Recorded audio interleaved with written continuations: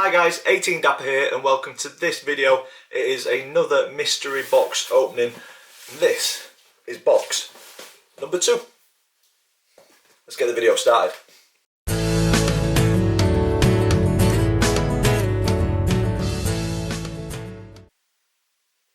So guys, welcome to this video. As I said in the intro, box number 2, mystery box. We do not know what is in it, from my uncle. If you missed the video to the mystery box number 1, I will link it in the top corner of the screen. But my uncle got in touch saying there is a much easier way of opening these boxes. There is a pull tab somewhere. Haha. So let's get this open. He is correct. That is much easier than the first box that I opened. And I am very excited to see what's in this. I've left this video to today because there's no football. It's the international break. We should have been playing at home against Cambridge, I believe. So yeah, I've left this video to record today while I've got a bit of time, and figured I'd bring you along with us. So if you haven't seen the last video, there was a lot of Rovers memorabilia in there, shirts, programmes, things like that, so please go over and check that out because there's some absolute gems in there. Let's see what treats we've got in this box. I will just pop it down on the floor and we'll get it open. So straight off the bat we have another letter from my uncle. The explanatory letter is in the other box, so if you've seen that video you'll know what I'm on about with that. So it's a very similar process here.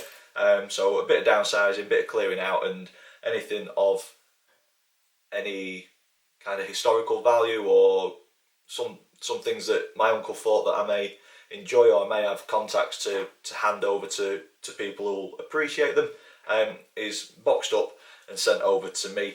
The return was just this season's Rovers home shirt, which got sent over to him and it arrived safely. I believe he's happy with it, which is he's on that side of the fan base where some people not a fan of this season's home shirt. But on this he's saying you'll find Neil Sullivan's gloves, a couple of books, some programmes, some original black and white photos of family, and there's a few other bits and pieces, historical Rovers shirts, etc.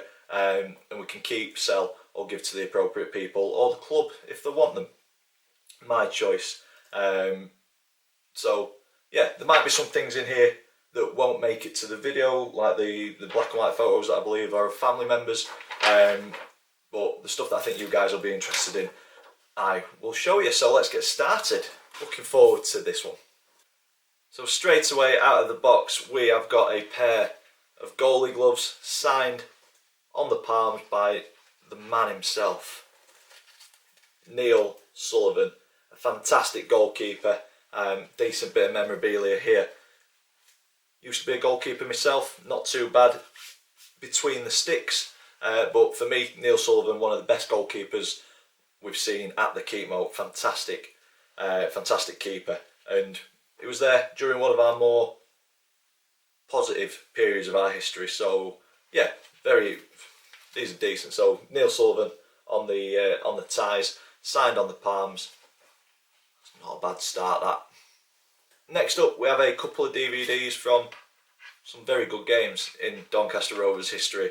We have the match day DVD collection for Doncaster Rovers versus Southend United in the playoff semi-final, where Rovers ran rampant and finished 5-1 with a superb hat-trick from James Coppinger.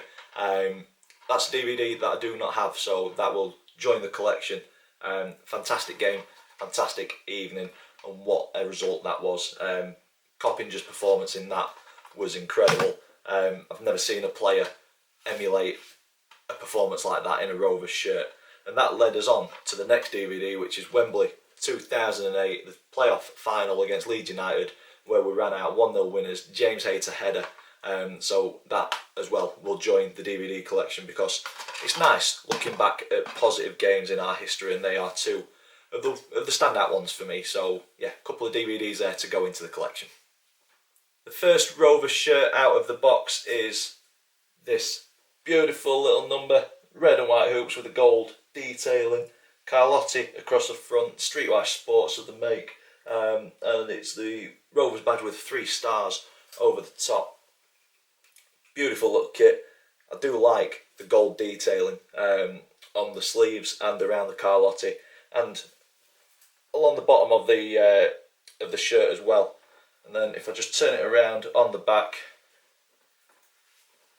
we have got the Rovers Till I Die, and also Bellevue 1922 to 2006 embroidered towards the bottom of the shirt. It's a beautiful little shirt, that. The next Rovers shirt out of the box is a player shirt. We have got the white away kit with the black V and a very good player on the back. It is signed as well. Decent bit of memorabilia here. Tommy Spur, number 14, and the signature is just between the 1 and 4.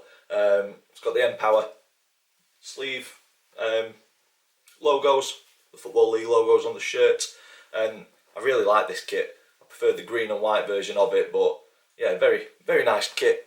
Tommy Spurs, match worn shirt, decent.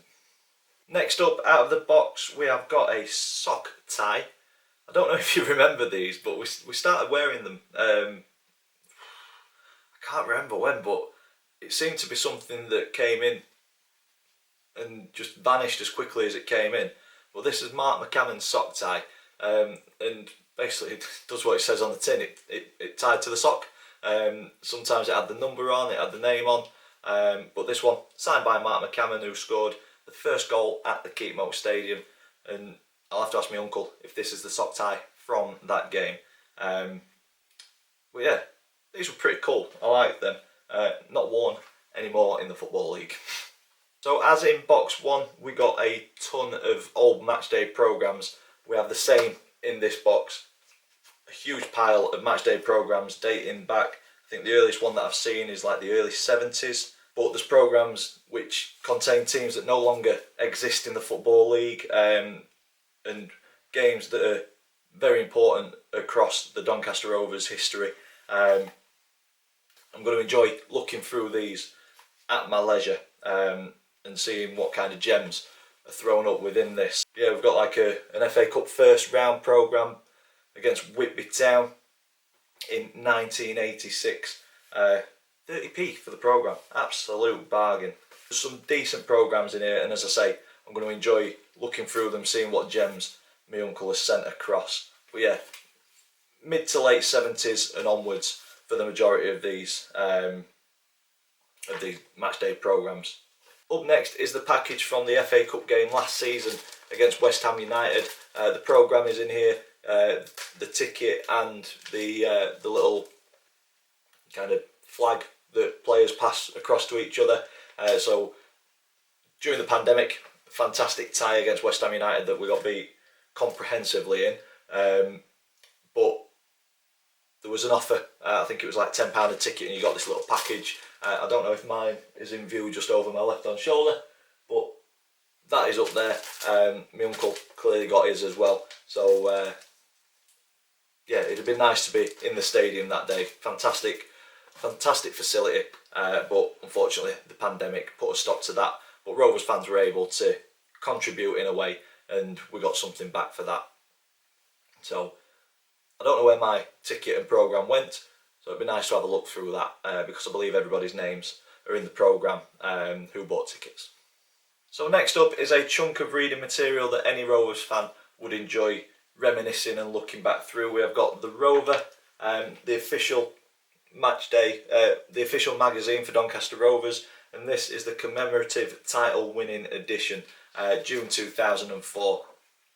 So in here it'll just go through kind of the season as a whole and how it panned out and how we won the title. So I'll be looking forward to having a look through that. Plenty of match day analysis from throughout a very good season. So yeah, I'll be looking forward to scanning through that one in the next couple of days. We have a much older magazine here, and it is Rovers in Focus from 1879 to 1994, and this is a pictorial history of Doncaster Rovers Football Club. So it'll have the team lineups, match day photos, and little tidbits from throughout our history. One of Alec Jeffrey in there. So I will enjoy looking through that as well.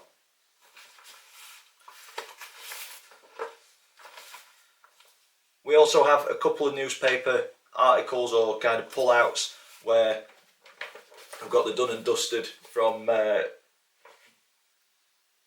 May 2004, and that'll have been from the title winning season as well.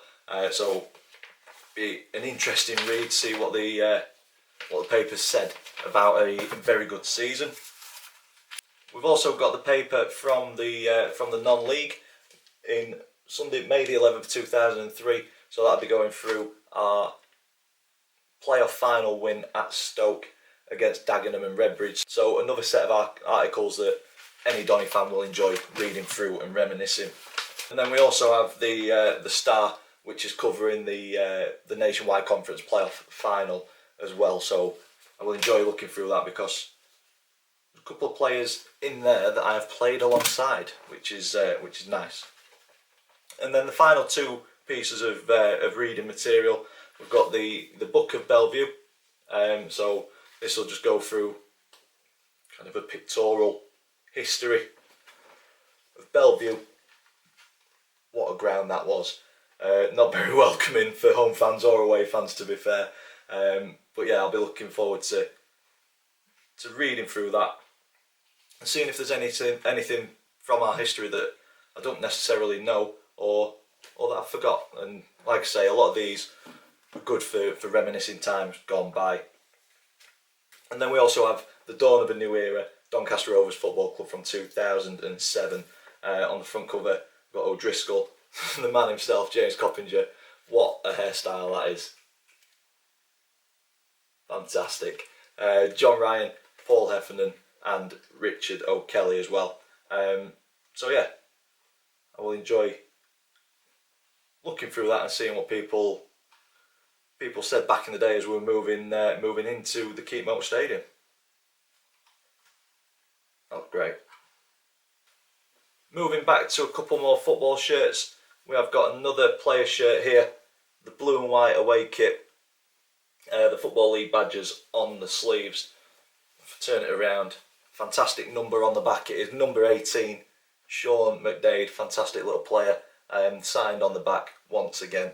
So another decent bit of memorabilia here. So many player football shirts. And next up we have the home shirt from the very same season, the red and white, Right Investment on the front. This is not a player shirt, it's just a bit of a retro Rovers shirt, nothing on the back. Size are we? Large. That one should fit me, so if I get bored of the solid red that we've got this season, I'll be able to go retro with the red and white hoops from back in the day.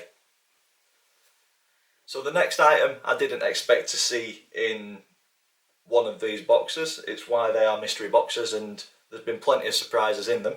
But my uncle used to live and work in Paris. He went to see PSG quite a bit, and he sent through this very nice burgundy PSG shirt with the gold trim.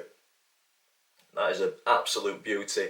It's an extra large, so it should fit, and that will go into the collection. No name or number on the back, but yeah, that is a very, very nice kit with the Eiffel Tower detailing in, and PSG running through the shirt. Hopefully the camera is picking that up. That's a lovely little shirt. That's smart. So we do have some old black and white photos from kind of match day photos, and they are brilliant. What surprises me on some of these is the clarity of the pictures. So, goalkeeper there with no gloves on. So we've got a believe this is from the 7th of January 1950. Bit of an aerial battle going on that photo. But yeah, like I say, what surprises me is the clarity on some of these photos. We've got a crowd photo here, which I think is absolutely brilliant. My great granddad is on there. I can't quite spot him. I'm going to have to get my uncle's help or my mum's help to search these faces, see if we can spot my great granddad. But then the smallest photo of all, my granddad is on this one. But I just want to point out, look at the crossbar. I'm hoping that is focusing. That crossbar is hideous.